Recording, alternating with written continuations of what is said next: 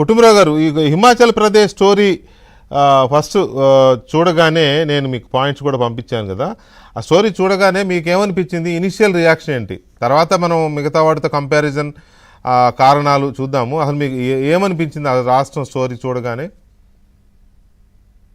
నాకేం సర్ప్రైజ్ అనిపించలేదు వెంకటకృష్ణ గారు. ఎందుకంటే ఎప్పుడైతే 16th ఫైనాన్స్ కమిషన్ రిపోర్ట్ వచ్చిందో అండ్ 16th ఫైనాన్స్ కమిషన్ లో రెవెన్యూ డెఫిసిట్ గ్రాంట్ అనేది ఏదైతే తీసేశారో, ఆ తర్వాత దానివల్ల బెనిఫిట్ అయిన రాష్ట్రాల్లో ఖచ్చితంగా కాస్త అల్లకల్లోలం మొదలవుతుంది ఇటు ఫైనాన్సెస్ లో. అండ్ ఖచ్చితంగా అనమాట ఎట్ సమ్ స్టేట్ అనమాట ఇది తెర మీదకి వస్తుందని అనుకున్నాను, అదే విధంగా వచ్చింది. అయితే ఒకటి, హిమాచల్ ప్రదేశ్ లాంటి స్టేట్ అనమాట స్పెషల్ కేటగిరీ స్టేటస్లో ఉన్న స్టేట్. స్పెషల్ కేటగిరీ స్టేటస్లో ఉన్న స్టేట్ కాబట్టి highly more dependent upon central government grants అవనియండి, ఇటు రెవెన్యూ డెఫిసిట్ గ్రాంట్ ఏదైతే ఫైనాన్స్ కమిషన్ ఇచ్చేదో దాన్ని బట్టి కూడా ఉండేది. అయితే 14-15 ఫైనాన్స్ కమిషన్లో సమాంతరం చేయటం తర్వాత రెగ్యులర్ స్టేట్స్ని, ఎస్సీఎస్ స్టేట్స్ని ఒక గ్రాంట్ అనేది డిసైడ్ చేసి ఇచ్చారు. ఆ గ్రాంట్ని కూడా సరిగ్గా వాడుకోకపోతే డెఫినెట్లీ ఈ పరిస్థితి వస్తుంది అని రాష్ట్రానికి కూడా తెలుసు.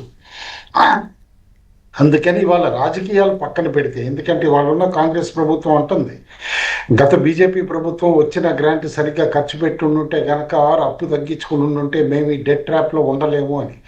కానీ ఒకటి, ఇందాక జయప్రకాష్ గారు పాయింట్అవుట్ చేసినట్టు కూడా అనమాట, ఒక కాంపిటేటివ్ ఫ్రీబీస్ అట్మాస్ఫియర్ అనేది పొలిటికల్ పార్టీస్లో నెలకొంది గత కొద్ది సంవత్సరాల నుంచి కూడా. ఎందుకంటే అధికారంలోకి రావటానికి అంతకు ముందు ఇచ్చే ప్రభుత్వం కంటే కూడా మనం బెటర్గా పెన్షన్ ఇవ్వటము, బెటర్గా వేరే తాయిలాలు ఇవ్వటము, ఇవ్వకపోతే మన ఎన్నుకోరు అనే భయంతో కూడా ఈ కాంపిటేటివ్ ఫ్రీబీస్ అట్మాస్ఫియర్ వచ్చి చాలా రాష్ట్రాల్లోనమాట ఇవాళ ఆర్థిక సంక్షోభానికి దారి తీసే దిశగానమాట పరిస్థితులు నెలకొన్నాయి. అందులో డౌట్ లేదు.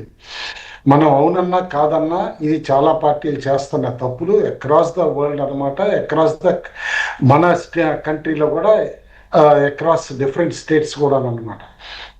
ఇక్కడ సింపుల్గా చెప్తాను, భారతీయ జనతా పార్టీ పవర్లో ఉన్నప్పుడు కూడా అనమాట హిమాచల్ ప్రదేశ్లో 47,904 కోట్ల అప్పు ఉండిందండి. ఇవాళ 4వ సంవత్సరానికి వచ్చిన తర్వాత కాంగ్రెస్ ప్రభుత్వం కూడా అక్కడ 1,00,000 కోట్లు దాటింది, 1,03,000 కోట్ల అప్పు.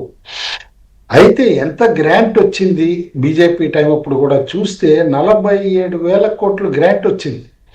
మరి 47,000 కోట్లు గ్రాంట్ వచ్చిందంటే అప్పుడు అప్పు కేవలం 47,000 కోట్లే ఉందంటే ఆ గ్రాంట్ దేనికి ఖర్చు అయ్యింది అనేది కూడా మనం క్లియర్గా చూస్తే మొదటి నుంచి కూడా అనమాట హిమాచల్ ప్రదేశ్లో ఉన్న ఖర్చులకి ₹1 వస్తే 100 రూపాయలు వస్తే ఎక్కడ ఖర్చు అవుతుంది అనేది చూస్తే ₹27 జీతాలకు వెళ్ళిపోవటం, ₹21 పెన్షన్స్కి వెళ్ళటం, ₹13 వడ్డీలకి ఆల్రెడీ తీసుకున్న అప్పులకి వడ్డీ కట్టడం, ₹9 లోన్స్ రీపే చేయటానికి, ₹10 గ్రాంట్స్ టు అటానమస్ ఇన్స్టిట్యూషన్స్కి, ఇటుకన్నిటికి.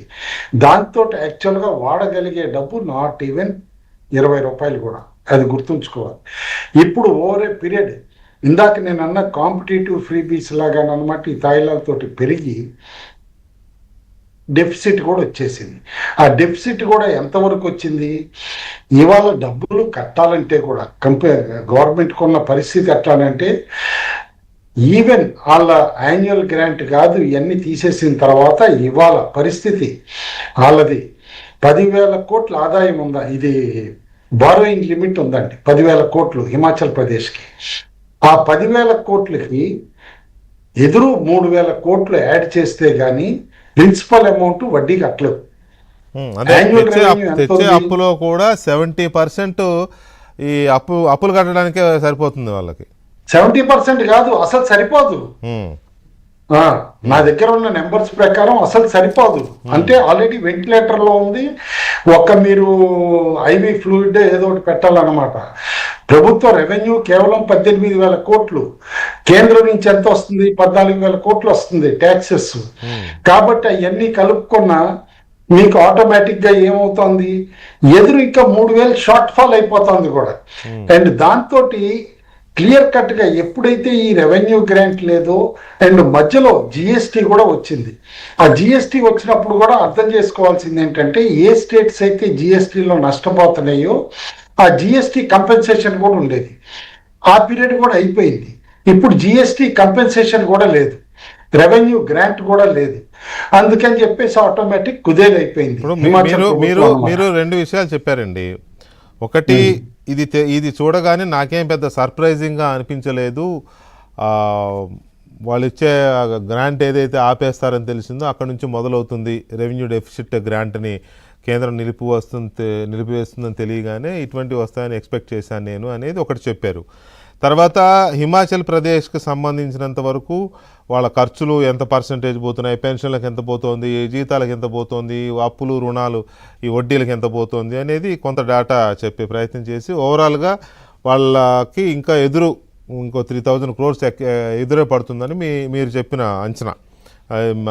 మీ దగ్గర నా దగ్గర ఉన్న ఫిగర్స్ అలాగే ఉన్నాయి. సో ఇప్పుడు ఈ ఆర్డీజీని అంటే రెవెన్యూ డెఫిసిట్ గ్రాంట్ని నిలిపివేయడం అనేది అన్ని రాష్ట్రాలకి సంబంధించి